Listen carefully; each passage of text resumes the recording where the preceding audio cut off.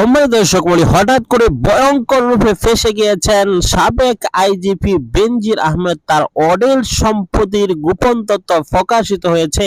এই অডেল সম্পত্তি কোথা থেকে কিভাবে সে আয় করেছে এবং ফেঁসে যাচ্ছে, তার সাথে সাথে অনেকেই প্রধানমন্ত্রী শেখ হাসিনা তাকে এত সম্পত্তি কেন দিয়েছিল, কি কারণ এবং কি কি কাজ করে, সব বিষয়গুলো ফাঁস হয়েছে। আসুন লাইক করে ভিডিও দেখলেন। এই ভিডিও সম্বন্ধে অবশ্যই আপনাদের মূল্যবান মতামতটি কমেন্ট বক্সে জানাবেন। ইতিমধ্যে আপনারা অবগত আছেন, সাবেক আইজিপি বেনজির আহমেদের গোপন সকল সম্পদের পাহাড় প্রকাশিত হয়েছে। ইতিমধ্যে ধরা খেয়েছেন এবং ক্ষমতা থাকা সময় প্রধানমন্ত্রীর চাটুকারিতা করে যে সম্পদ পাচার করেছেন এবং যে সম্পদ তিনি জমা করেছেন, রীতিমতো সকল কিছুই প্রকাশ্যে এসে যাচ্ছে। এখন অনেকেই ফেঁসে যাচ্ছে, তার সাথে সাথে এই সম্পদের হিসাব নেওয়াতে এবার কঠিনভাবে ফেঁসে গিয়েছে অনেকেই।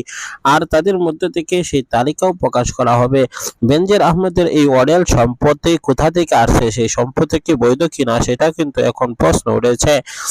বলা হচ্ছে যে ক্ষমতা থাকা অবস্থায় বিদেশিদের কথা মতো দেশ পরিচালনা করে এবং আনন্দের উপর অত্যাচার করে যে এভাবে টাকা হাতিয়ে নিয়েছে।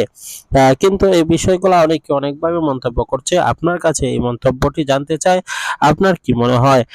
সাবেক আইজিপি বেনজির আহমেদের অডেল সম্পদ যেগুলো প্রকাশিত হয়েছে সেগুলো সম্বন্ধে অবশ্যই মতামতটি জানিয়ে দেবেন।